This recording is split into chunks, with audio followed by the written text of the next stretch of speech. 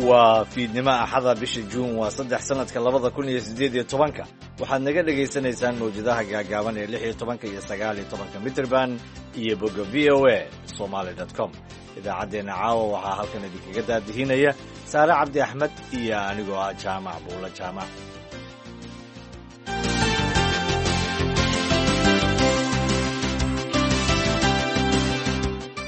qodobada idaacadda fiidnimo aad ku maqli doontaan dhegaystayaal waxaa ka mida guddoomiyihii hore ee maxkamadda sare oo wareejiyey xilkaasi.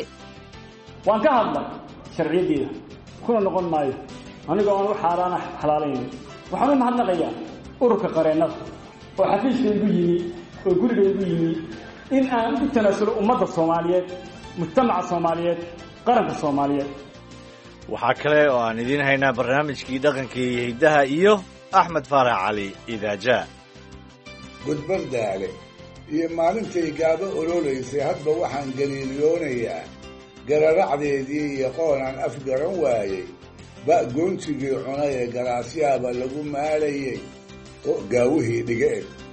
qodobadaasi iyo wararkii ugu dambeeyey ee Soomaaliya ayaan idinkugu haynaa barnaamijka caawa, balse marka hore ku soo dhawaada warkii dunida.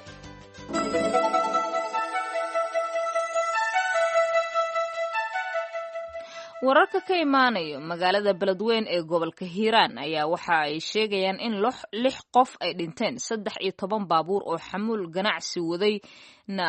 11 ka mid ah la gubay iyadoo 2 ka midana ay baxsadeen inta u dhaxaysa magaalooyinka Xudur iyo Beledweyne. gaadiidkan ayaa ahaa gaadiid ganacsi waxaana la sheegay in ururka Al-Shabaab ay weerar u geysteen. sida mas'uuliyiinta haddaba ay sheegeen gaadiidkan ayaa waxaa la sheegay inay la socdeen dad aad u tiro badan, hase yeeshee marka laga reebo 6daasi la dilay ayaa intoodii kale waxay ku firxadeen duurka oo ay aadeen, waxaana baabuurtaasi la sheegay in 2 ka mida oo badqabtay ay dib ugu noqdeen magaalada Beledweyne. gaadiidkaasi markii hore gaadiidka xamuulka waxa ay ka qaadeen ganacsi kala gedisan magaalada Beledweyne waxayna geeyeen magaalada Xudur ee gobolka Bokool, halkaasi oo markii ay dib u soo noqdeen kooxda Al-Shabaab ee dhexda ku heleen. Al-Shabaab ayaa lagu eedeeyay falkan inay geysteen, waxaana la sheegay gubitaanka 11kaasi baabuur marka laga soo tago in dadka intiisi badnaa ee saarnaa ay ku carareen dhulka baadiyaha ah, waxaana la sheegay mid ka mida gaadiidka in miina lagu xiray. had iyo goor gaadiidka rarka ganacsiga u kala daabulo gobolada Hiiraan iyo Bokool ayaa waxay isticmaalaan wadada dheer ee ku teedsan xuduudda Soomaaliya ee la leedahay Itoobiya. xogeyaha gaashaandhigga Maraykanka Jim Mattis ayaa sheegay in cunaqabataynta caalamiga ah ee saaran Kuuriyada Waqooyi la qaadi doono oo keliya marka xukuumadda Pyongyang ay qaado tillaabooyin la taaban karo oo lagu burburinayo barnaamijka nukleerkeeda. waanu sii wadi doonaa hirgelinta dhammaan qaraarada golaha ammaanka ee qaramada midoobay ee ku wajahan Kuuriyada Waqooyi, ayuu yidhi Jim Mattis isagoo maanta soo gabagabeeyey booqasho uu ku tegay Singapore. Jim Mattis ayaa isagoo ka dhinac hadlaya dhigiisa dalalka Kuuriyada Koonfureed iyo Jaban uu isku dayay inuu soo celiyo rajada laga qabo wadahadallada socda ee uu u dhexeeya Maraykanka iyo Kuuriyada Waqooyi. dowladda Pakistan ayaa sheegtay in isku hor imaadyo xadka ay la wadaagta Afghanistan ka dhacay ay ku dileen 11 qof oo isugu jira maleeshiya hubeysan iyo ciidamada militariga ah. bayaan ka soo baxay militariga Pakistan ayaa la sheegay in koox hubeysan oo argagixisa 24 saac ee lasoo dhaafay weerar ay ku qaadeen fariisimo militariga Pakistan ay leeyihiin, waxaana ku dhintay halkaasi 11 qof oo isugu jira maleeshiyadaasi hubeysan iyo ciidamada militariga ee Pakistan. Pakistan waxay sheegtay in ciidamadeeda ay ka dhinteen 5 askari halka 6 kalena ay ka dhinteen maleeshiyada weerar ku soo qaaday. Pakistan ayaa waxa ay la wadaagtaa Afghanistan xuduud dheer oo gaaraysa 2600 oo kiiloomitir. kumanaan reer Urdina ayaa isugu soo baxay mudaharaad lagu tilmaamay kii ugu weynaa abid ee dowladda dalkaasi looga soo horjeesto. dadkan ayaa ka mudaharaadayay tillaabooyinka dhanka dhaqaalaha ah oo ay dowladda dhowaan qaaday. tillaabooyinkan ay dowladda qaaday ee reer Urdun ay saluugsan yihiin waxaa ka mid ah canshuur kordhin iyo qiimaha raashinka oo kor u kacay. ciidamada mudaharaadyada ka hortaga ayaa u isticmaalay sunta dadka ka ilmaysiisa si ay u joojiyaan mudaharaadkan oo ku sii siqayay xarunta ra-iisul wasaaraha dalkaasi. mudaharaadayaasha ayaa ku dhawaaqayay erayo ay ka mid ahaayeen dowladdani in ay dhacdo ayaan rabnaa.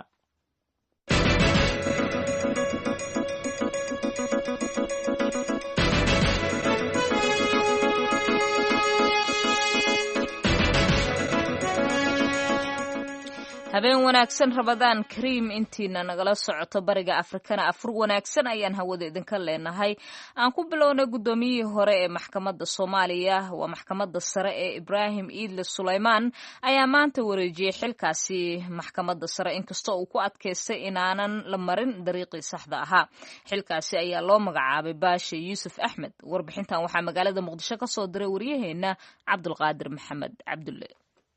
Dr. Ibrahim Suleymaan gudoomiyihii hore maxkamadda sare ayaa ugu dambeyntii maanta aqbala halkii inuu ku wareejiyay gudoomiyaha cusub ee lasoo magacaabay mudane Baashe Yuusuf Axmed dadaal ay bixiyeen ururka qareennada iyo tani ku suura gashay sida laga sheegay munaasabad ka dhacda Muqdisho taasoo goobjoog ay ka ahaayeen wasiirka cadaaladda Soomaaliya xaraalyaha qaranka ururka qareennada iyo labada gudoomiye halkaas ku wareejinaysay Dr. Ibrahim Suleymaan oo soo hadal qaaday caqabadihii muddada xilku hayay ayaa hoosta ka xariiqinay jireen caqabada waaweyn oo soo food saaray mid ka mid ayuu ku tilmaamay fulin-la'aanta awaamirta ka soo baxda maxkamadda sida kuraas laga xukumay xildhibaano fadhiya golaha shacabka oo kuwii loo xukumo weli halka aan lagu wareejin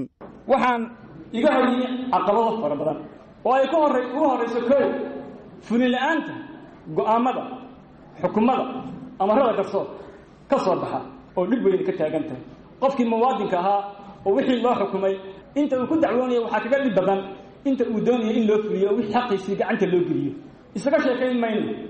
oo tusaale isaga soo qaadi mayno go'aankii golaha shacabka iyo xukunkii maxkamadda sare isaga sheekayn mayno xagga fulinta haddii la raaco dhibaatooyinka ka taagan dacwadaha fulinta iyo dadka xaqooda ka maqan yahay inkastoo loo xukumay haddana gaadhi la waxaan ku dadaalay in heerkay doontada ha joogtee garsoorku ka dhowrsanaado ama ka hufnaado musuqmaasuq intuu doonada hadla ekaado Dr. Ibrahim Suleymaan ayaa soo hadal qaaday inuu dadaalo badan ku bixiyay dhismaha guddigii adeega garsoorka balse ay suurageli weysay sidoo munaasabadda ka sheegay waxaa caqabadaha naga hor yimi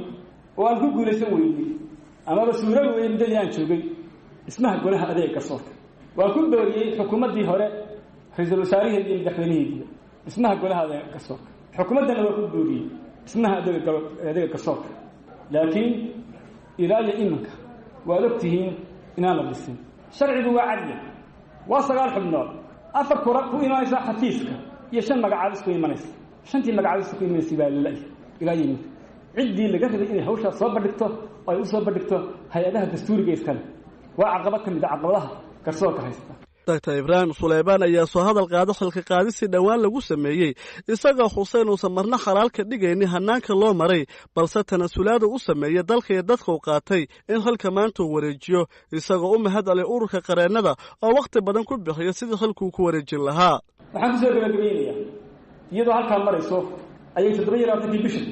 meeting waan ka hadlay sharciyadeeda kuna noqon maayo aniga oo xalaalayn waxaan u mahadnaqayaa ururka qareennada oo xafiiska igu yimi oo guriga igu yimi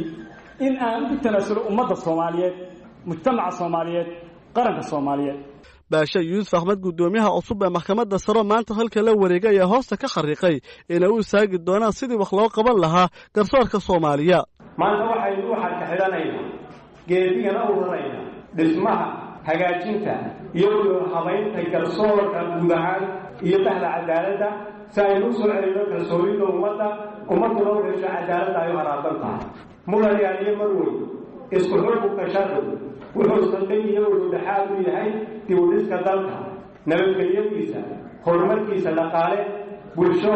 siyaasadeed iyo miiqaanka iyo saamaynta dunida dhexdeeda aynu hadba ku yeelanayo 27kii bishii la soo dhaafay oo madaxweynaha Soomaaliya xilka uu ka qaaday gudoomiyaha maxkamadda sare oo magacaabay gudoomiye cusub waxaana taasi ka dhashay khilaaf dhanka dastuurka la xiriira taasoo ilaa maanta soo gaartay xil wareejinteeda Cabdulqaadir Okey VOA Muqdisho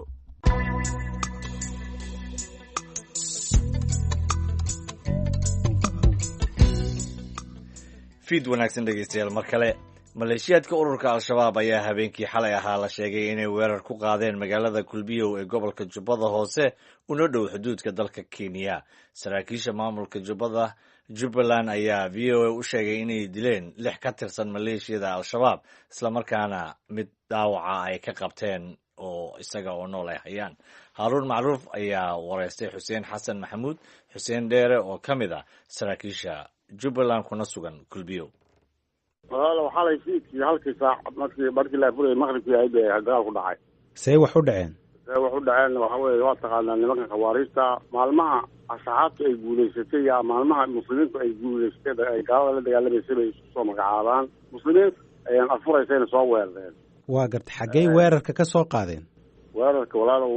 fariisma iyagu degaayeen oo aan ku tuumayno dhankaas degmada badhaale naga xigta ayay ku soo qaadeen weerarka. kabacdi maxaa dhacay? kabacdi waxaa dhacay dagaal baa dhacay. dagaalkuna wuxuu ka dhacay degmada kulbiyo meel afkeeda oo magaalada dhexdeeda aan ahayn. ilaahayna wuu jabiyo ilaahay guldarku ka raaciyey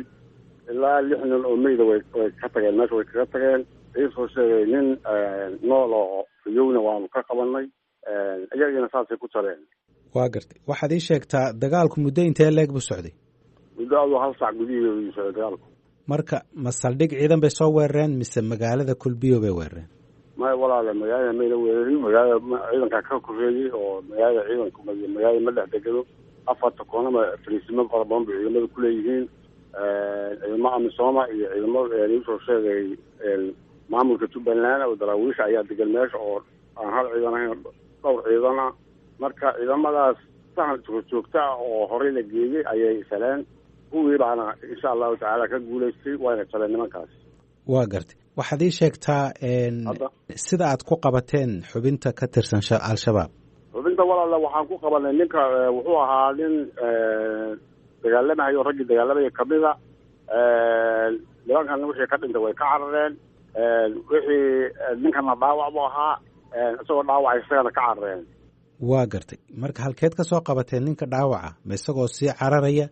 mise isagoo meel looga tego meel jiif? meel buu jifay ninkan markii kan lug buu ka jabnaa niman meydii asagaas meel yaalay wayna ka carareen ninka ilaa 5 qori oo qoryaha ku dagaalamayeen oo ka qabsanay. iiga waran marka ninka aad qabateen iyo sida aad ka yeelaysaan iyo wuxuu idiin sheegay. annagu walaalow ayaga kuma dayanayno dad muslimaan nahay ruux ashaadanayo oo ashaadada qirahaya inaan dilo nooma banaano haddayna iyagu aynan soo weeran ma weerarno wayna dhibaateeyaan islaamka ilaahay bay dhimaan ummadda ilaahay oo dhan bay dhimaan nooc kastoo tahay muslimiinta ay ugu sii daran yihiin waad og tahay. annaga marka iisoo sheegay kii dhaawaceen qabanno waan daaweynayna waan xanaanaynayna kii iisoo sheegay nagu soo duulana dee xabadda hadday la tagto nasiibkiisa. hadda xagee buu ku sugan yahay ninka dhaawaca? ninka dhaawaca dowladda maamulka Jubbaland gacantiisa ku sugan yahay. xuseen xasan maxamed xuseen dheere oo ka mid ah saraakiisha Jubbaland waxa uu u waramayay Haaruun Macruuf isaga oo ku sugan Kulbiyo. waa hagaag halkaasi aad naga dhegaysanaysaanna weli waa Washington dhinaca kale isla wararka al-shabaab ku saabsan ayaan ku guda jirnay 11 baabuur oo kuwa xamuulka qaada ah oo inta u dhaxaysa maray degmada Xudur ee gobolka Boqol iyo deegaanka Qurac Joomo oo dhinaca xiga Beledweyne ayaa waxa la sheegay in al-shabaab halkaasi ay ku weerareen waxaana baabuurtaasi 11 kaasi ah oo xamuulka waday halkaasi ay ku gubeen iyada oo 2 kalena ay ka baxsadeen. waxaa la sheegay in 6 qof oo dadkii saarnaa baabuurtaasi ahna halkaasi ay ku dhinteen. haddaba waxaa si amuurtaasi aan wax badan uga ogaano gudoomiye ku-xigeenka amniga iyo siyaasadda gobolka Hiiraan cabdiraxiin maxamuud Taakoy uu u waramay wariyaha VOA-da ee magaalada Beledweyne Xuseen Xasan Dhaqane. shalay toole taariikhdu markay ahayd 2 bishii 6 2018 dhacdo xanuun badan ayaa ka dhacday inta u dhaxayso deegaanka Qurac Joome iyo degmada Xudur ee gobolka Boqol. dhacdadaas waxay ku dhacday dad ganacsato ah. gaadiidkaas ganacsi runtii waa gaadiidka kaliya ee gobolka Boqol markii loo fiiriyo xilliyadii kooxaha nabadiidka ah ay cunaqabatayn saareen degmada Xudur ee xarunta gobolka Boqol. marka gaadiidkaas shalay kooxaha nabadiidka ah oo diinta Ilaahay ku soo gabaday ayaa waxyeelo u geystay dadkaas abriyada ah. dhibaatadaasana meesha ka dhacday runtii. marka maxaa loo geystay gawaarida aad sheegtay in lagu dhibaateeyey inta u dhaxaysa Qurac Joome iyo Xudur? baabuurta tiradooda runtii waxa weeyaan waxay ahaayeen ilaa 13 baabuur oo gashay degmada Xudur. soo laabatinkoodii ayaa la helay. 2 baabuur ayaa fakatay. ilaa 11 baabuur ayay dab qabadsiiyeen oo mid ka mid ah ay miino la kacday. iyo baabuur walba waxaa saarnaa 3 ruux 11 baabuur oo min 3 ruux ay saaran tahay waad garanaysaa ilaa ay hadda 10 qof hataa oo sax looma haayo dadka way farxadeen dhibaataa gaartay khasaarahana wuu isoo tarayaa saacadda ka dambayso wax kastana waa la filan karaa marka badeecaduhu waxay ka qaadeen beledweyne oo xudur ay geeyeen mase xudur ay badeeca ka soo qaadeen mase jiraan dad falkaasi ku dhintay baabuurta ganacsata reer beledweyne oo reer hiiraan oo reer hirshabelle ayaa iskale degmada xudur iyo degmada beledweynena ka shaqeeyaan in muddo ahay ma isha kiliix degmada xudur wax laga gaarsiiyey waa degmada beledweyne wax ka gaaraan jidka loo marsiiyana waa jidkan dheer hiiraan iyo bakool iska galaan xuduudka dowlad deegaanka Ethiopia saaran baabuurta waxay ka baxeen beledweyne rar bay wadeen waxay geeyeen degmada xudur ee xarun goboleedka bakool solaabtiinkoodii ayaa la helay tirada dadka geeriyootay ilaa iyo hadda waxaa la cadaynayaa 6 ruux ayaa noola soo cadeeyay laakiin dadkii inta badan hadda lama haaya way firxadeen dhulku waa dhul oon la ah oo dhul qarin ah kayn ah dhulka oo biyo lahayn marka waxaa tiri waxaa dhibkaa geystay kooxaha nabaddiidka oo aad ula jeedo al-shabaab maxaa lagu xaqiijin karaa in al-shabaab falka uu ka dambeeyey al-shabaab wax badan ay meeshaas waxyeelo ku geysteen muddo dhowr bilood ka horna gaadiid dhowr ay ku gubeen isla deegaankaas qurac joomay u dhaxeeya xudur iyagoona go'doomiyey runtii xudur iyagaa go'doomiyey firiisinadooda waa la yaqaanaa mararka qaarna weligood way soo geli jireen meesha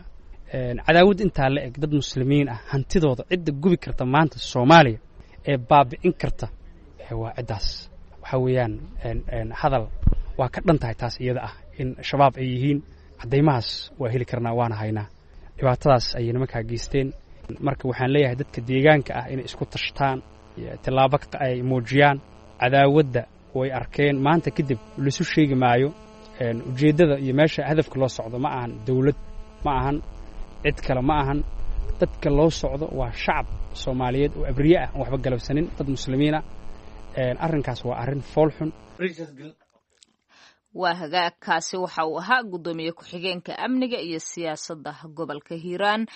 cabdiraxiin maxamuud taakoy oo u waramayay wariyaha VOA-da ee magaalada Beledweyne Xuseen Xasan Dhaqan halkaas aad ka dhageysanayseen waa idaacadda habeenimo ee laanta afka Soomaaliga ee VOA-da markana dhageystayaal waxa aad ku soo dhawaataan barnaamijkii wicitaanka dhageystaha iyo jaamac buule jaamac waa hagaag wali waxaad dhageysanaysaan Washington afur wanaagsan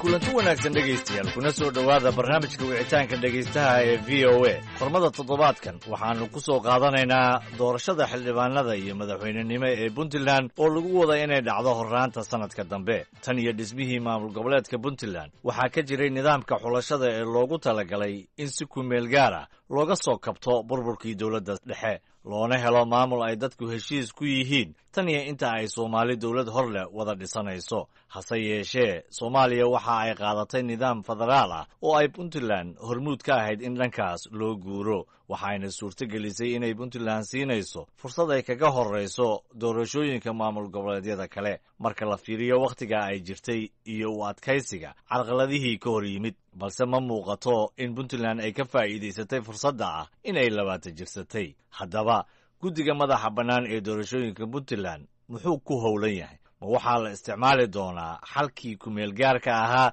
ee muddada dheer la isticmaalayay ma shacabka deegaanada Puntland ayaa codayn doono mise qorshe kale ayay inoo hayaan su-aashaas iyo dir kaleba waxaa inooga martay ah oo barnaamijka wicitaanka dhegaystaha toddobaadkan nooga jawaabi doono guddoomiyaha guddiga madaxa bannaan ee doorashooyinka Puntland cabdiraxmaan diiriye samatar guddoomiye ku soo dhowow VOA waa dhowahay jaamac buule waa adiga iyo dhegeystaha kale waa salaamaya ugu horreyn bal sharaxaad kooban ka sii dhegaystayaasha guddigan iyo sida uu u shaqeeyo jaamac marka koowaad waxaan kaaga mahad celinayaa sida xogogaalnimada leh oo Puntland aad uga warrantay oo uga warraysay ismaba lahaynba nin Washington jooga sidaa uga warraya waa kaaga mahad celinayaa midda labaad annaga guddigan waa guddi kumeel gaara guddiga doorashooyinka Puntland weeye waxay u asaasan yihiin in ay dadka gaarsiiyaan nidaamka asxaabta badan guddigan doorkiisu waa sidaasuna u asaasan yahay kal hore ayaa puntland laga bilaabay ololaha in la xaadiriyo asxaab kala duwan. xaggee ayay arrintaas maraysaa? waxaan diiwaan gashan ururo aan ku meel gaar ah oo aan ku meel gaarnimadii ka bixin. arrintaasina way socotaa. waxyaalaha aanu ku howlanahay bayna ka mid tahay. halkan aanu imid qaar baa ka mid ah. ururadaas waa ururo ku meel gaar ah. hawshoodiina way socotaa. guddigii kalaana sii wada. marka waa hawl socoto dhexda lagaga jiro hawshaas.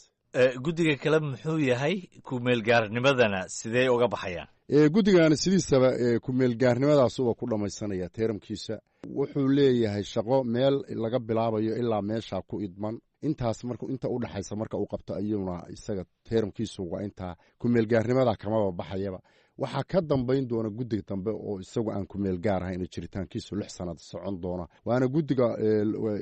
keeni doona xulidda madaxweyne iyo xulid baarlamaaniyo. laakiin annaga waxa weeye waa baahinta dimuqraasiyeshinka bulshada. waxaan in la fahamsiiyo, in maxay tahay la wacyigeliyo, in ururo la sameeyo. ururadaas ku meel gaarka ka baxaan, xisbiya soo baxaan. 3 xisbi ee dalka u samaysma markay soo baxaan, annagana jiritaanka iyagu intaasu ku egya. si kale markii hadalka loo dhigo, guddigani ma ahan guddiga doorashada madaxweynenimo iyo kan xildhibaanada midnaba qabanaya. exactly. guddi dimuqraasiyeshin iyo baahintiis weeye. teeramkan annaga iyo waxa hadda ka socda meesha midna maaha.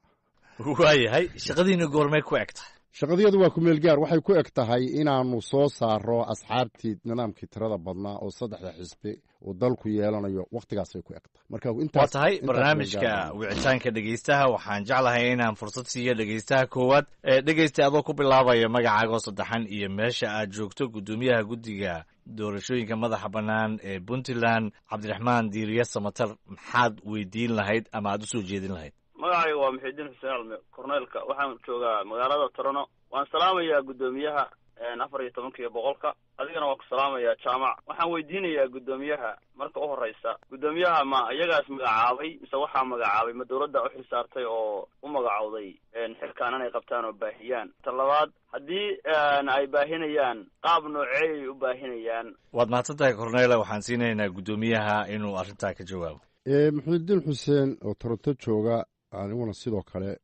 waxaan kugu salaamayaa salaanta islaamka. waana kaa radiyey. calaykum asalaam waraxmatullahi wabarakaatu baan ku leeyahay. ma idinkaa ismagacaabo? maya, cid isma magacawdo muxiidiin. annaga waana la magacaabaa. baarlamaan baana laka ansixiyey. waxaanu leenahay xasaanad. waxaanu ku dhacnaa maxay ahayto cod 4 halkaas baanu joognaa. guddiguna aan kuusii sharaxay 2 qaybood bay ka kala yimaadaan. qaybna waxaa ka yimaadaan baarlamaanka soo magacaaba, qaybna waxaa soo magacaaba madaxweynaha. sidaasaana lagu dhaariya. saasayna ku shaqo galaan. dabadeedna ayagaa iska dhex doorta guddoomiye iyo gudoomiye ku-xigeen qaab dhismoodkoodana samaysta. maalintii u horeysay oo aan halakan imaadana weeye. marka halakan iyo dibad iyo North America hadda jaaliyadaha anigu inaan arkaan u imiyo wax baahin kale iyo shaqo kaloo nooga socotay ma jirto. laakiin shaqada gudihii bay adeer ka socotaa. waanu la wadnaa. meesha ay wax noo marayaanna runtii waa meelahaas fiican oo hadda aan kasoo taataabtayo ilaa ururada iyo halkaas ay bilowgaas fiican ay noo marayso. waana shaqo wakti dheer iyo u baahan maxay ahayto fursad in loo helo oo dhinacyo badan laga eego oo aan degdeg iyo taxadir iyo ina caraabi galabta aan ahayn. marka intaasaan Muxiidiin oran lahaa. waa mahadsan tahay. haddaan Muxiidiin hadalkiisi kasii ambaqaado, maxaad qabataan? su-aashiisi waxay ahayd sideed wax u baahisaan oo dimuqraasiyeshinka aad dadka u gaarsiisaan. marka maxaad qabataan? waxaan u idmanahay 3 qodob. marka koowaad, in la sameeyo wacyigelin. arrintan guddiga doorashooyinku uu u idman yahay oo ah baahinta iyo ka dhaadhicinta nidaamkan asxaabta badan in la baahiyo oo ummaddii la fahamsiiyo. waayo iyada laftigeedaan la fahamsanayn oo waxay u baahan tahay wakhti dheer ummadda in la fahamsiiyo. anigaan hadda idinla hadlayaanba rabitaan aan anigu leeyahay ma soo gaarin, waxna kuma dooran. jiilkii iga dambeeyeyna dee waaba iga sii liitaanoo hoos bay iga sii xigaanba. marka anoona haatan cidna ku durayn, cidnana ku waxaynayn, ku xaglinayn. waa wax uun iska rabaaniye ah oo dalka ka wada dhacayo cid gaara in laguna tuhmimayo lagumana eedayn. waa qodob. laakiin waa baahintan dimuqraasiyeshinka annagu dadkii in la baahiyo, ururadaas in maxay ahayto la howlgeliyo oo ay qabtaan waajibaadka shaqo oo looga baahan yahay. ururadana waajibaad shaqo oo fara badan oo u baahan qeexid badan baa looga baahan yahay. hadda ku meel gaar urura abaa furan. marka wayna ka bixi doonaan hadba heerb weeye arrintaas. xaadirinta ururada waa wax la fahmi karo. baahinta dimuqratisationka sida Muxuudiinna uu hadalka u dhigay ma orientationaad ka qudbaysaan, ma idaacadaad ka hadashaan, sida tallaabooyinkaad qaadaan maxaa ka mid ah? waxa weeye dhinacyo badan baa loo shaqeeyaa. mar annagaa soconno oo gobollada tagna, meelihii populationka iyo dadku ay ku badan yihiin mar annagaa tagno shirar ku qabanno safarro dhaadheer galla oo hawl iyo dhaqaale iyo kharaj garayna. marmarna waxaanu isugu yeeraa dadka bilmetel gaalkacyo kale, in dhowr gobol baanu isugu keennay ku casunnaa. gorow oo kale dad badan oo maxayto ama siyaasadda ama aqoon ama waxaan aanu bidaynaanu ku casunnaa. websaydadaa la geliyaa oo gaara, telefishinadaanu u yeeraa oo maxayto laga baahiyaa. barnaamijyo joogto ah oo idaacadaha qaarkood ka baxa baa jirta. marka siyaalo badan bay u baahdaa, ama shirar bay tagtaa aanu tagno ama aanu ugu yeero ama idaacado ama telefishino ama dhinacyo badan bay ka baahdaa. waxaan waa tahay, aad baad u mahadsan tahay dhegeystayaal. halkaad weli nagala socotaan waa laanta afka soomaaliga VOA oo idinkaga imaanaysa Washington. toddobaadkan barnaamijka wicitaanka dhegeystaha waxaa inoogu martia Cabdiraxmaan Diiriye Samatar oo ah guddoomiyaha guddiga doorashooyinka ee Puntland oo dalka Maraykanka ku joogo howlo shaqo. waxa uu nagu soo boqday stuudiyaha. dhegeyste kale ayaan u gacan haadinayaa. dhegeyste adoo magacaaga oo saddexan iyo halkaad joogto ku bilaabayo, kusoo dhawow barnaamijka. bismillahi raxmaan raxiim. magacayga waxa weeye maxamed saciid cabdishakuur oo ku magac dheer bari sacade oo jooga waddanka Canada gobolka Alberta. waxaan salaamayaa guddoomiyaha iyo idaacadda VOA-da iyo jaamaca adigaba iyo dhammaan dhegeystayaasha idaacadda VOA meel kasta oo ay dunida ka joogaaniin. guddoomiyaha waan runtii uga mahadcelinayaa fursadda uu siiyey shacabka Puntland inay maaragtay su-aalo ku weydiiyaan oo la socodsiiyo guddiga doorashooyinka marxaladda oo marayo. su-aashaydu waxa weeye, maadaama ay tiri mas-uul annagu guddigayagan kama nihin, yani doorashada 2019 la rajeynaya inay dhacdo, yaa mas-uulka ah? xilligee baa la magacaabi doonaa haddii ilaahay idmo? wacyigelintan waxa weeye soo ma ahayn in loo dhigo tunamka labaad oo soo socda hadda, maadaama waddanku doorasho u socdo, so in laga shaqeeyo ma ahayn haddii xisbiyadan ku meel gaar yihiin ay saa ku galaan doorashada ama nidaam kale la keeno. soo shaqadiinu inaad si kala qabataan ma ahayn oo aan baahintaan iyo aan hadda ahayn. aad baad u mahadsan tahay. labadaada su-aaloodba waa cad yihiin. kusoo dhawow guddoomiye. maxamed saciid bari sacade, waxaan ku leeyahay calaykum asalaam waraxmatullahi wabarakaatu. salaamta islaamka adiga iyo idaacadda iyo inta kaleo khadka ku jirtaba waa saas iyo si leeg waan salaamayaa. laba su-aalood aan baa tiriyo waxaa tiri muddo 20 sano ah bay Puntland jirtaa. wakhtigaasna anigu 10 sanaanba jiray baa tiri. waa ku mahadsan tahay. intii hadda taydii baad hadda ii marag furtay. su-aashaada marka aan si fudud u gudagalo, anigu sidaas aan sheegtay guddoomiyahaas doorashooyinkaan ahay, dimuqratiation baan ku shuqul leenahay. waxaa tiri xaggee la aadaya aaway, maadaama aad doorashooyin tiri doorashadii hadda soo foolle yaa wax dooranaya yaa waxaynaya. adeer bari sacadow, arrintu labay kala tahay. madaxweynuhu marka uu yimaado waxaa laga rabaa arrintan dimuqratisationka isagu inuu taabageliyo oo ay meel marto. haddii uusan iyadii meel marin oo dimuqratisaton aanu gaarsiin qof iyo cod oo wax kale oo looga guuro waysan imaan, waxaa lagu khasbanaanayaa siduu ku yimi in cidda ka dambaysaana ay ku timaado. annagu marka soo xulis baarlamaan iyo midna ma lihin. shalay waxaa soo xulay baarlamaanka malaha si fiican ugama aad warhayside Puntland waxaa lasoo xulaa oo lasoo qoraa dad la yidhaahdo guddiga soo xulista khilaafaadka baarlamaanka. guddi doorasho maaha, waa guddiga kala saarista khilaafaadka. micnaheedu waxa weeye dadkaa la soo xulayo oo dhaqanka iyo cuqaashu soo xulayaan, dadkii saxda ahaa oo xaqa u lahaa oo dhaqanku soo xuleen ma yihiin,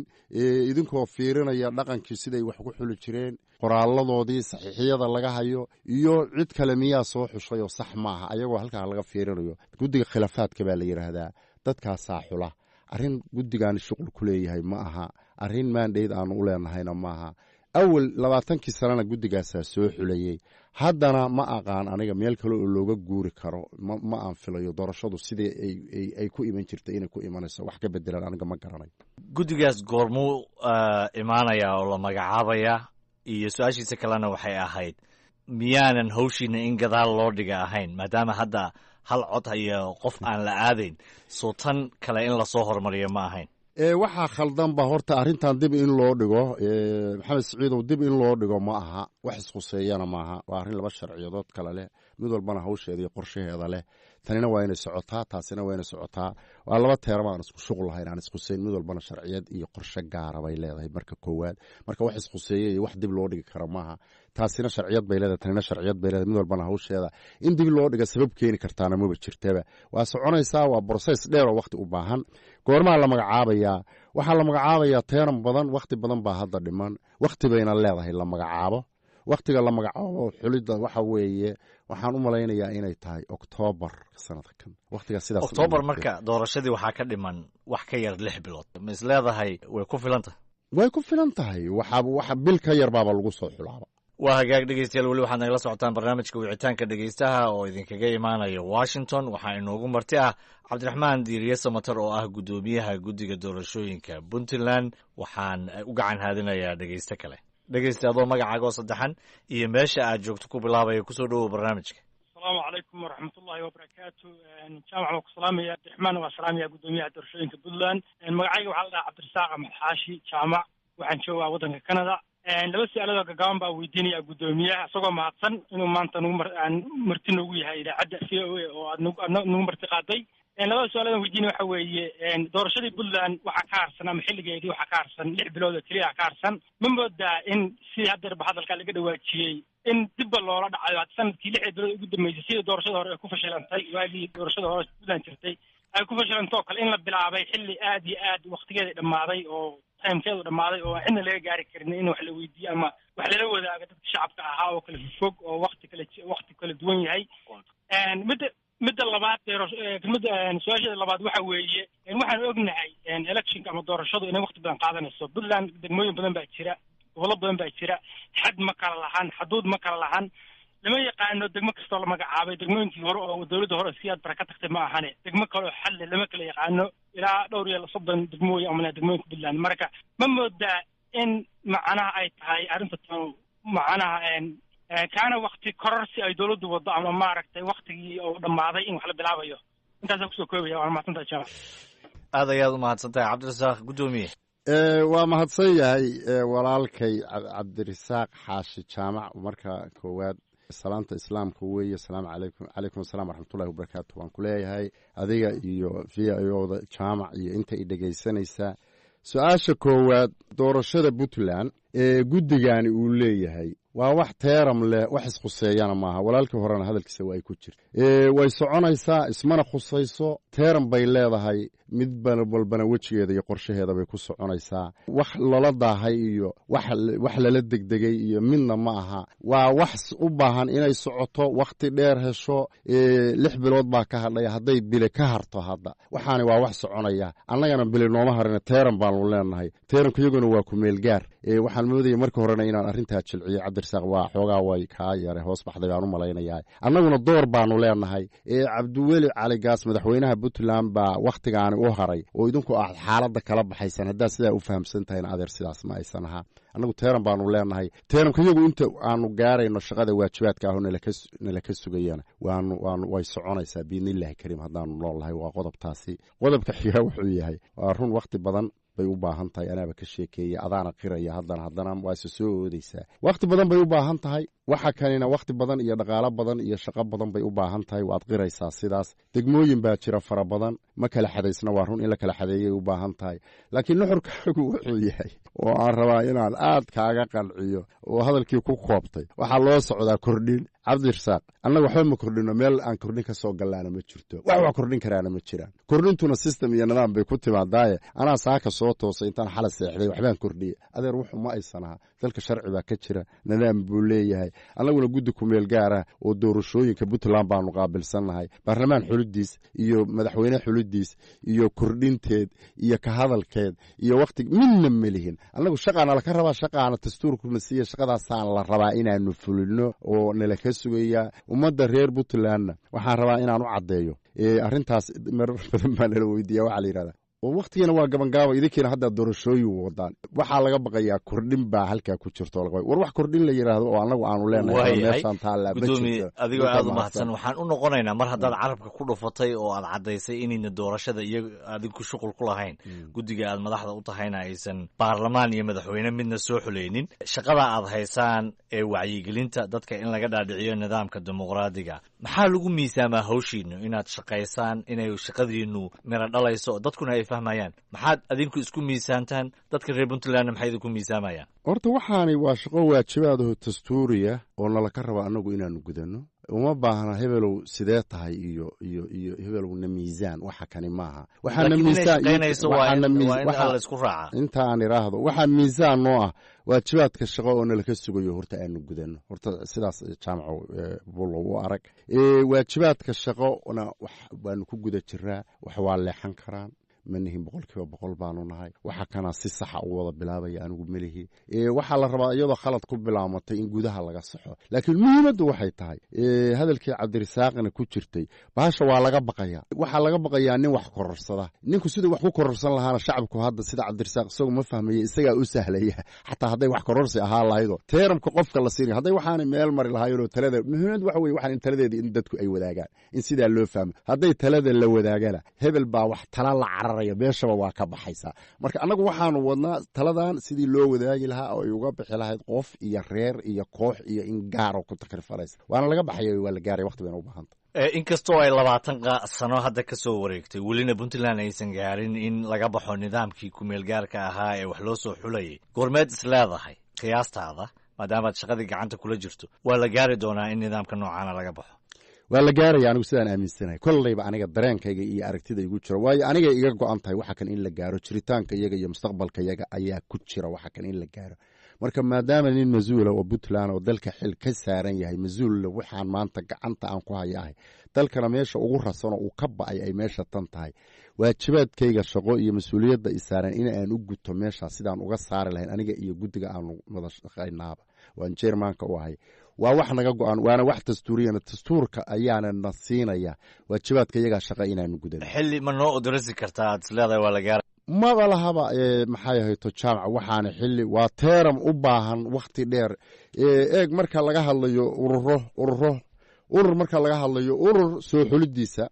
iyo kumeel gaarnimada inuu ka baxo waa teeram baa u dhaxaysa kumeel gaarka markuu ka baxo oo xisbi aadayana teeram baa u dhaxaysa waa wax waqti dheer leh waa wax dhaqaale u baahan waa wax la wadaago anagu aanan gaar u lahayn intaas aan dhameeyo waa wax u baahan maxay ahayd donoriska ayaguna gacanta ku leh waa wax u baahan xukuumadda marka meesha ka jirta ayaduna taladeeda ku leh waa wax u baahan ummadda reer Puntland oo ayaduna doorka ugu badan oo shaqada loo hayaa taladan inay wax ku yeelato marka sida looga gudbo isla duruufaha waad carabowday laakiin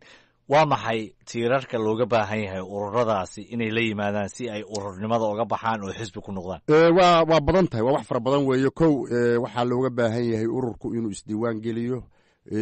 oo iska soo diiwaan geliyo xafiiska dhexe ee hay'adda TPEC oo ku meel gaarka ah ee Puntland doorashooyinkeeda waxaa looga baahan yahay maxay to khidmad baa xukuumaddu ku leedahay oo u jidaysay khidmadda inuu bixiyo waxaa looga leeyahay Puntland goboladeeda 6 gobol oo kamid ah in maxay ahayto uu ku leeyahay xafiis gobol walba in uu leeyahay saboortariskiisa oo maxay ahayto 300 oo qof gobol walba oo u diiwaan gashan inuu leeyahay shuruudaha inta marka uu buuxiyo muddo la isdul taago oo la hubiyo oo la xaqiijiyo in uu waajibaadkaas maray shuruudaha oo ku xiran ayaa waxa uu u gudbayaa maxay ahayto urur ku meel gaarnimadii ka baxaya wuxuu u gudbayaa urur sax oo shahaado certificate la siinaya inta urur markaa u gudubta urur rasmi ah ayaa waxay u tartamayaan xisbi intay doonaan ha noqdeen inta marka waxaa laga rabaa xisbigana inay soo baxdo ugu badnaan 3 xisbi inay soo baxdaa loo baahan yahay 3daa xisbi ayaa hadhowta waxay ku tartamayaan dawlad dhexe waa aad baan mataqaanaa aad nooga qancisay faahfaahintaasna waad ku mahadsan tahay waxaan rabaa inaan u gudubno arrin aan guddigaada qusaynin oo doorashada guud ee Puntland madaxweyne gaas Cabdulle Cali Gaas markii uu tartamayay waxa uu sheegay in haddii Puntland ay hal cod iyo hal qof u gudbi weydo uu shaqadiisii uu hayay madaxweynenimo uu ku qasaaray oo ay noqoto mid fashilantay inkastoo su'aashaas asaga ku fiicnaan lahayd laakiin maadaama dimuqraadiyiinta puntland aad ku mashquulsan tahay ma ku raacsan tahay inuu ku fashilmay horta demoqrasation baan taabogelin oo micnaheedu waa la fashilmay lama oran karo oo dalka waajibaad iyo xil badan baa ummadda ka saaran inta ka badan oo la qabtay oo uu qabtay oo uu sameeyey baa horta ka badan oo ka micno weyn iyada taa in lagu qancaa ka fiican laakiin waa ballanqaadkiisii bay ka mid ahayd inuu qabto mana uusan qaban qofku ballanqaadkiisa maxay ahayto marka uu wax ballan qaado ama waa ku guulaystaa ama kuma guulaysto laakiin shuruud buu ku daray waxa weeye marka doorashadaas in lagu najaxo oo qof iyo cod la gaaro ma aysan dhicin waa la samayn karay mid waa la gaari karay waa xaqiiq ururo official ah oo kumeelgaarnimadii ka baxay oo xisbi u gudbay waa la samayn karay arrintaas mana aysan dhicin runtii waxa weeye marka madaxweynuhu dee hadalkaas isagaa yiri ugu dambayntii waxaan jeclahay inaan ku weydiiyo adiga dhegeystayaashii guud ahaan siyaasiyiinta iyo shacabka reer puntlandba markay hadlayaan waxay yidhaahdaan dalka dowladda dadka dhegeystayaasha ama soomaalida kale marka ay maqlayaan waxay u dhadhantaa puntland inay mid budo gooni u tuman tahay oo waddan kale camal ay u dhawaaqayso arrintaas maxaad ka odhan lahayd puntland cid kale uma dhawaaqayso wax kalena ma aha ciddii federaal ugu horeysay oo ku dhawaaqday bay ahayd isla markaasna bari taartay federaal soomaaliya oo maanta jira ciddii gacanta siistay oo dhistay bay ahayd anoo aan ku faanayn waa la wada ogyahay marka hadday wax kale iyo dowladnimo iyo dhinacyo kale u xuslinayso haddii cid hor taagan oo maxay ahayto warkadaay iyo ma awoodaan iyo ma istaahishaan ma ay jirtee waxa weeye waa doorkaasay qaadatay 20 sanayna waxay sugaysaa iyo maxay 7 sano ka sii horeysay dowlad Soomaaliyeed oo federaal in la helo marka taas ka micno weyn adoo mahadsan laakiin dalka Puntland maxaad Soomaalida ugu micnayn lahayd wallahi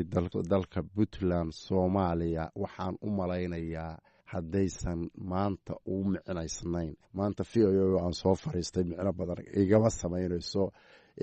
Puntland waa meel miisaan iyo micno Soomaalina u leh Puntland u leh marka ma aha meel maanta sharaxaad u baahan ma ahaan u malaynaya waxaa ka filan doorka Soomaali ay ama ka tahay ama ka martay baana ugu filan macna weyn gudoomiye Cabdiraxmaan Diiriye Samatar aad iyo aad baan kaaga mahadcelinayaa waqtigaaga aad iyo aad baan u mahadsantahay Jaamac Bulle adigaaba iga xog ogaalsan waa ku mahadcelinaya adiga iyo dhageystayaasha kale iyo dhamaantiin waa mahadsantahay mar labaad baan ku mahadcelinayaa dhageystayaal barnaamijkeena wicitaanka dhageystaha ee toddobaadkan oo aan ku soo qaadanaynay doorashada Puntland ee soo socota iyo gudoomiyaha guddiga doorashooyinka madaxa bannaan Cabdiraxmaan Diiriye Samatar oo marti noogu ah stuudiyaha ee Washington waa naga intaas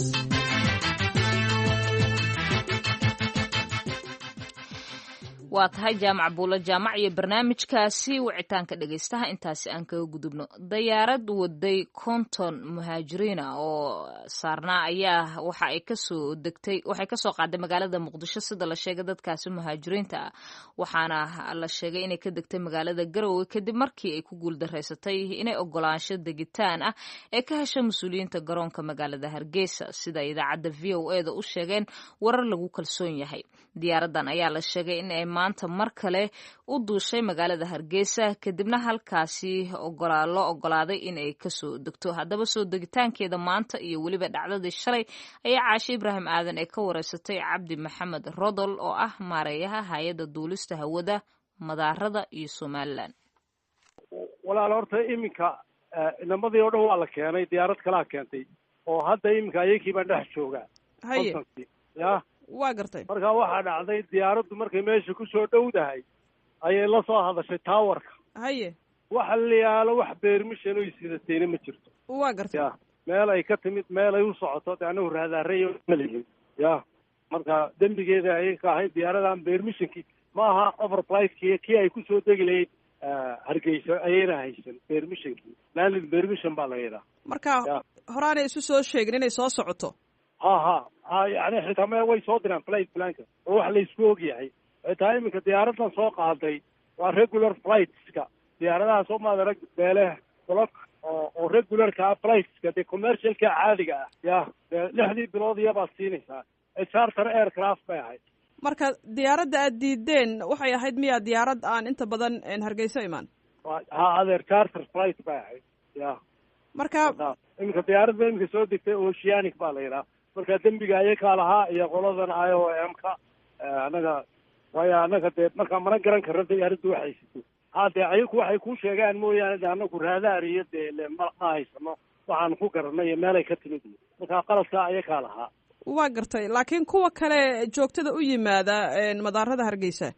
ama madaarka hargeysa maxaad ku ogaataan waxay sido ma 6 bilood dee way leeyihiin flightki markuu numberkiisiis sheego waa flight number block permission baa la landing ya waa regular flight waa gartay laakiinse kuwa charterkii de waa inay soo sheegaan wadankay ka register garaysan yihiin goortay imanayaan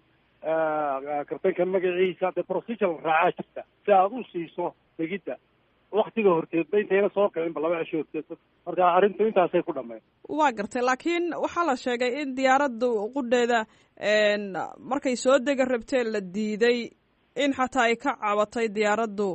in shidaal ku filan aanay haysan oo aanay dib u noqon karin taa ma idin soo gaartay adeer waxaa jirta waxaan kuu sheegayaa diyaaraddu haddii ay emergency declare garayso procedure loo declare gareeyaana jira kolkan emergency uu jiro oo mayday la yidhaahdo mayday 3 goor ay diyaaraddu odhanayso xitaa diyaaradaha kalea laga fogeeyaa markaasi markaa airportka waa la soo dejiyaa sababta ay maydayga ay u haysatay laakiinse diyaaraddan waxaa marka dambe malaha waxa uun mushkiladeedu waxay ahayd information lagama hayn diyaaraddani ayadaan procedurekii raacin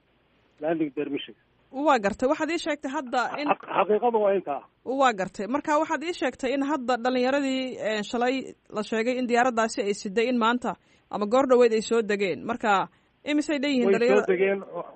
waa conton anigu iminka maanta iminka diyaaraddan hoos joogay iminkana meeshii VIP-ga lagu soo dhaweynayaa kolley media joogta mediadana waad ka arki doontaa ya xaggee hadda laga soo qaaday dhalinyaradan shalay muqdishoay ka yimaadeen laakiin hadda xaggee ka yimaadeen garowe oo shalay diyaaraddii wadda ay geysay tii baa geysay diyaaraddii wadayana waxaa lay sheegay inay meelo kale u baxday marka intaasumaa warkuu hayaa walaalayaal waxaad ka arki doontaa walaal miidiyada laakiinse warka saxi waa intaan ku siiyey cabdi maxamed rodal oo ah maareeyaha hay-adda duulista iyo hawada ee somalilan ayuu kaasi ahaya madaarada u warramaya caashe ibraahim aadan mahadsanid sahla dhegeystayaal haatanna waxaad kusoo dhawaataan barnaamijkii dhaqanka iyo hidaha iyo axmed faarax cali idaaja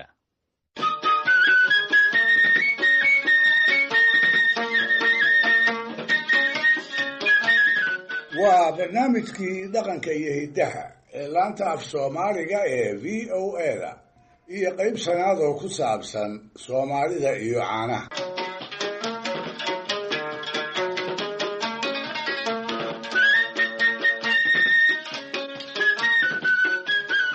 dhegaystayaal waxaa jira ifafaalayaal 3 oo lagu garan karo meekhaankii sare ee caanuhu ay soomaalidii hore u joogeen iyo noloshii reer miyiga siday tiirdhexaadka ugu ahaayeen aanu horraysiiyo af soomaaliga iyo caanaha ummadaha dunidu afafka ay ku hadlaan inta aynu u warhayno biyaha waa la cabbaa sidoo kalena caanaha waa la cabbaa soomaaliduse caanaha ma cabtee way dhantaa oo ereyga dhamis ayay afka gaar ugu leeyihiin sidaas darteed dhowaan ka hor caanaha cab ama caanaan soo cabbay waxay ahaan jirtay oraha aan hagaagsanayn iyo gaf qofkii ku hadla lagula yaabo dhowaan ka hor waayeelka iyo waalidkuba dhallaanka afbaradkaa gafkaas uguma dulqaadan jirin waxay ku odhan jireen biyaa la cabbaaye caanaha waa la dhamaa ifafaalaha labaadi waa magac bixinta dhaqanguurku intii aanu soomaalida ku dhicin magacyo aan shisheeyaha laga soo amaahan oo macnahooda la garanayo waayihii ay carruurta ula bixi jirtay caanaha iyo magacyada la xidhiidha ayay wiilasha iyo gabdhaha u dhashaba ugu waqlali jireen tusaale ahaan wiilka iyo gabadhaba caanood waa loo bixin jiray marar kalena ragga qaar caanagee lagu naanayso ayaa jiri jiray welina la heli karaa caanood oo ragga ay la wadaagaan ka sokow hablaha waxay u bixin jireen gaarna ay u lahaayeen labada magac ee kale ah karuur iyo jinow kuwaasoo barnaamijyadii hore qaarkood sidaan ku soo sheegay ka mid a magacyada caanaha geela loo yaqaanay markay gaadhaan heerarkooda ugu dambeeya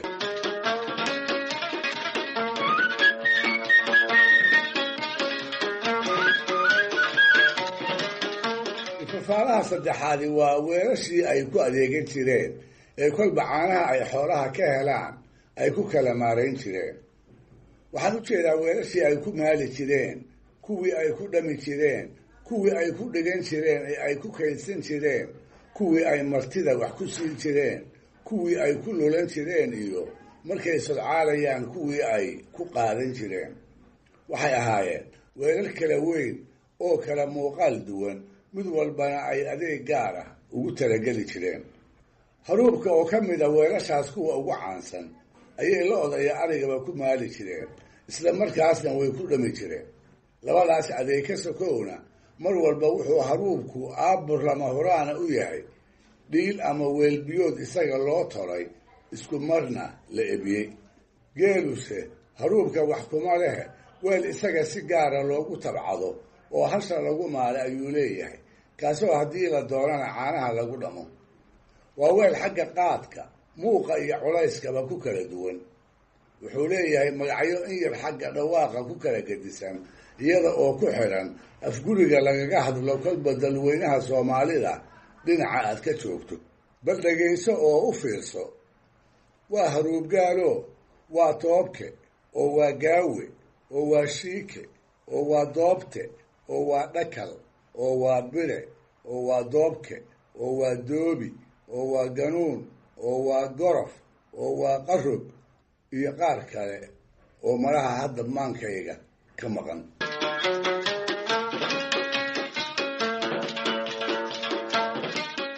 markii xoolaha laga maalo, qaarka markaas la dhamo mooyaane caanaha intooda soo hadha waxay ku dhigan jireen weelal la kala yidhaahdo dhiil, haruub qori iyo haan oo iyada xilliyada aaranka ahna ay ku lulan jireen. maalinta ay sodcaalayaanna waxay lahaayeen weel ay caanaha sahayda ah ku qaataanoo sibraar loo yiqiin, kaasoo ay ka tolan jireen idiinta oo ah harag aad loo jilciyey, si gaarana loo tolay. waxay kaloo lahaayeen biro dhiil, weel la odhan jiray oo sida leh, kaasoo dhiisha ka yar, birahana ka yara weyn. marti dhowr qof ka koobani maalintii ay reerka u timaado ayay la soo bixi jireen, isagaas ayayna ugu geyn jireen caano badan oo wada deeq ah. waxaa iyaduna jirtay dhiil aad u yar oo doog iyo abaarba ilmaha dalandalka ah ee dhabarka lagu sido caanaha habka ah loogu dhigo, hooyadiina ay kol walba qarqarka ugu sido. markii cabbaar la joogo oo ay gaajo ka dareentaba, intay xig uga soo shubto ayay canuga ku qaban jirtay. taana waxay ku magacaabi jireen dhoqol, waana tii ay u jeedeen markii ay ku mahmaaheen dhallaan dhunkasha wax uguma taallee dhiishiisaa wax loogu shubaa.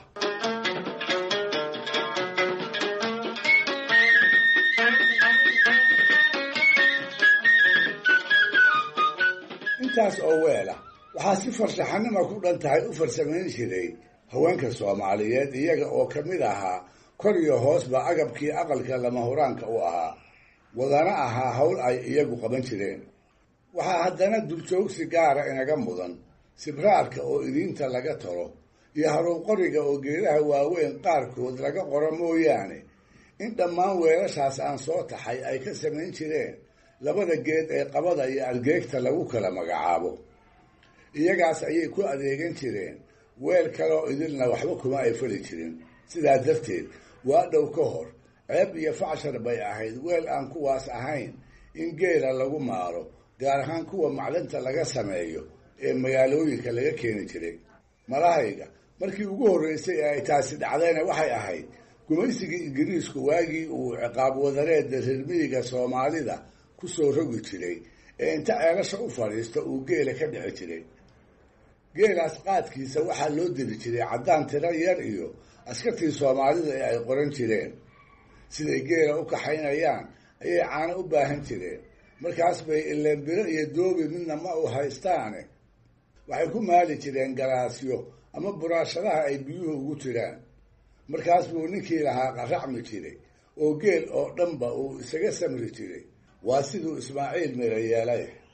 raggii haddaba dhacdadaas oo kale u soo joogay, isla markaasna wax ka yidhi waxaan ka xusuustaa gabya allaha u naxariistee la odhan jiray gamuute cabdilla cali. gabay dheer oo uu ku muujinayey geela dhaqaalihiisa siduu u yiqiin iyo dhibihii uu ka soo maray ayuu ku soo daray jeer ingiriis uu geelooda dhacay dabadeedna askartii waday ay galaasya ku maashay. wuxuu yidhi gudbardaale iyo maalintay gaabo ololaysay hadba waxaan galiiliyoonayaa gararacdeedii iyo qoonaan afgaran waayey ba-goonsigii cunay ee galaasyaaba lagu maalayey oo gaawihii dhiga eg.